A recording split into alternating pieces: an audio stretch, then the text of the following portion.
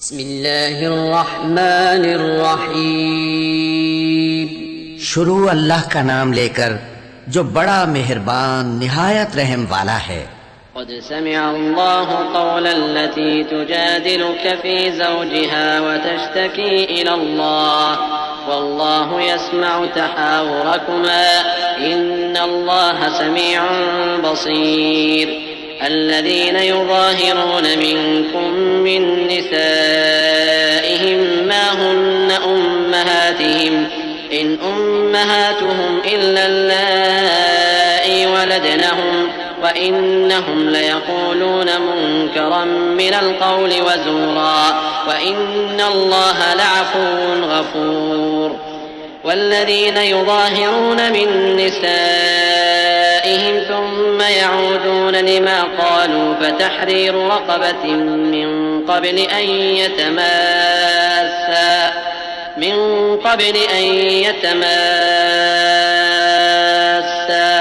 ذلكم توعظون به والله بما تعملون خبير۔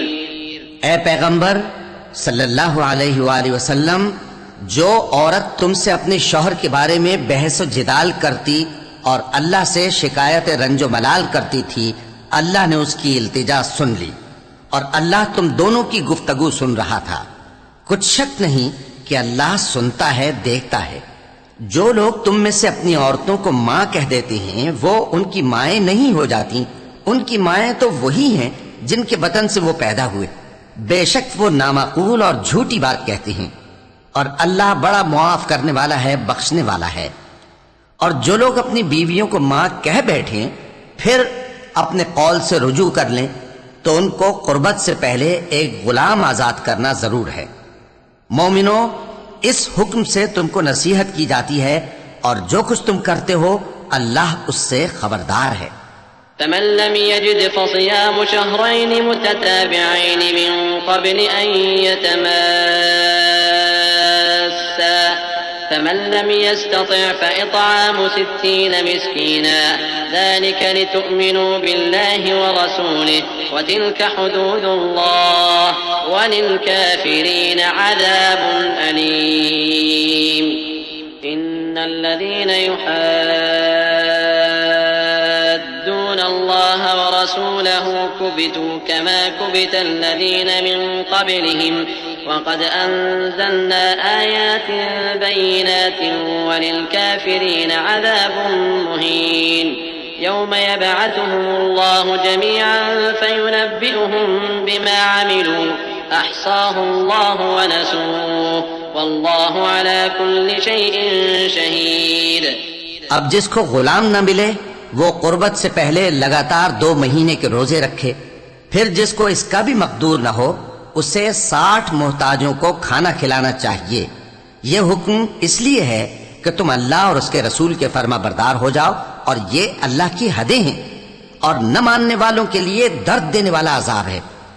جو لوگ اللہ اور اس کے رسول کی مخالفت کرتے ہیں وہ اسی طرح ذلیل کیے جائیں گے جس طرح ان سے پہلے لوگ ذلیل کیے گئے تھے، اور ہم نے صاف صاف آیتیں نازل کر دی ہیں، اور جو نہیں مانتے ان کو ذلت کا عذاب ہوگا۔ جس دن اللہ ان سب کو جلا اٹھائے گا تو جو کام وہ کرتے رہے ان کو جتائے گا۔ اللہ نے وہ سب کام لکھوا رکھے ہیں اور یہ ان کو بھول گئے ہیں، اور اللہ ہر چیز سے واقف ہے۔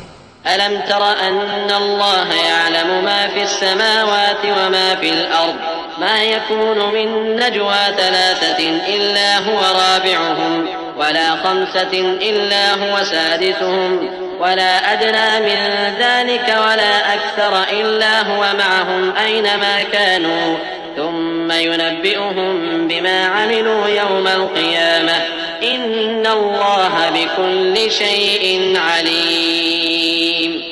ألم تر إلى الذين نهوا عن النجوى ثم يعودون لما نهوا عنه ويتناجون بالإثم والعدوان ومعصية الرسول وإذا جاءوك حيوك بما لم يحيك به الله ويقولون في أنفسهم لولا يعذبنا الله بما نقول حسبهم جهنم يصلونها فبئس المصير. کیا تم کو معلوم نہیں کہ جو کچھ آسمانوں میں ہے اور جو کچھ زمین میں ہے اللہ کو سب معلوم ہے؟ کسی جگہ 3 شخصوں کی سرگوشی ہوتی ہے تو اللہ ان میں چوتھا ہوتا ہے، اور جہاں 5 آدمیوں کی سرگوشی ہو تو وہ ان میں چھٹا ہوتا ہے، اور نہ اس سے کم یا زیادہ مگر وہ ان کے ساتھ ہوتا ہے، خواہ وہ کہیں ہوں. پھر جو کام یہ کرتے رہے ہیں قیامت کے دن اللہ سب ان کو بتائے گا. بے شک اللہ ہر چیز سے واقف ہے.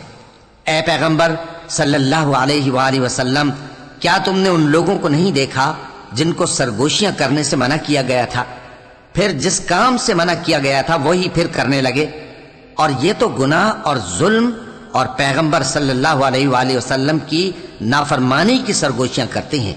اور جب تمہارے پاس آتے ہیں تو اللہ تعالیٰ کے بتائے ہوئے الفاظ کے بجائے دوسرے الفاظ میں تمہیں دعا دیتے ہیں، اور اپنے دل میں کہتے ہیں کہ اگر یہ واقعی پیغمبر ہیں تو جو کچھ ہم کہتے ہیں اللہ ہمیں اس کی سزا کیوں نہیں دیتا؟ اے پیغمبر صلی اللہ علیہ وآلہ وسلم، ان کو دوزخ ہی کی سزا کافی ہے، یہ اسی میں داخل ہوں گے اور وہ بری جگہ ہے. يا أيها الذين آمنوا إذا تناجيتم فلا تتناجوا بالإثم والعدوان ومعصية الرسول وتناجوا بالبر والتقوى واتقوا الله الذي إليه تحشرون. إنما النجوى من الشيطان ليحزن الذين آمنوا وليس بضارهم شيئا إلا بإذن الله وعلى الله فليتوكل المؤمنون. مومنو، جب تم آپس میں سرگوشیاں کرنے لگو تو گناہ اور زیادتی اور پیغمبر کی نافرمانی کی باتیں نہ کرنا، بلکہ نیکوکاری اور پرہیزگاری کی باتیں کرنا، اور اللہ سے جس کے سامنے جمع کیے جاؤ گے ڈرتے رہنا.